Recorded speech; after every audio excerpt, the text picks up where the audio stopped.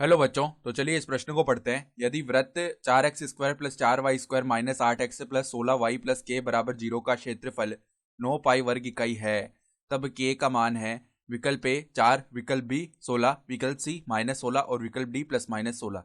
तो यहाँ पे देखो, हमें सही विकल्प का चयन करना है और k का मान बताना है। ठीक है, तो प्रश्न में आगे बढ़ने से पहले इस प्रश्न से संबंधित जो मुख्य उदाहरण है उसकी हम चर्चा कर लेते हैं। ठीक है, यदि देखो वृत्त का समीकरण, यदि वृत्त का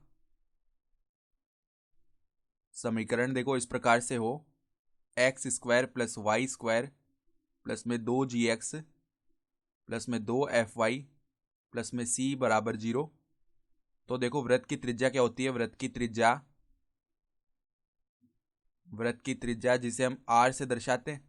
ठीक है, तो इस त्रिज्या का मान हमारे पास में देखो यहां से किसके बराबर आता है, वर्गमूल के अंदर g² प्लस में f² माइनस में c। ठीक है, तो अब देखो हमारे पास में जो वृत्त का समीकरण है ना वो किस प्रकार का है, इसको एक बार हम सी बोल लें वृत्त को। तो देखो किस प्रकार का वृत्त है, 4x² प्लस में 4y² minus 8x plus 16y plus में k बराबर 0। तो पहले तो हम x² और y² के जो गुणांक है उनको एक बनाते हैं, यानी कि इधर से 4 को उभयनिष्ठ लेके उस तरफ भेजेंगे। तो x² प्लस में y² माइनस में देखो 8/4 2 हो जाएगा, यानी -2x आएगा। फिर यहाँ पे प्लस में 4y आ जाएगा, प्लस में k/4 बराबर में देखो 0/4 यानी 0 बन गया।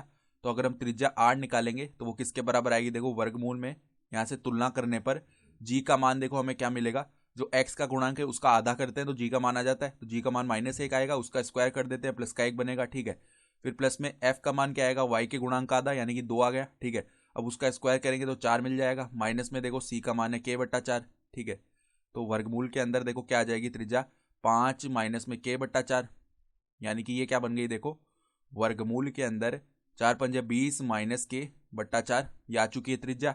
तो हमें तो देखो क्या निकालना है, हमें क्षेत्रफल दिया हुआ है 9 पाई वर्ग इकाई। तो वृत्त का क्षेत्रफल क्या होता है, पाई r²। ये कितना दिया हुआ है, 9 पाई। ठीक है, तो पाई से पाई विभाजित हो गया, यानी r² का जो मान है वो 9 के बराबर आएगा।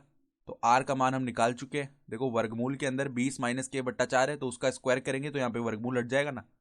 तो 20 माइनस k/4 बराबर में 9 हो गया।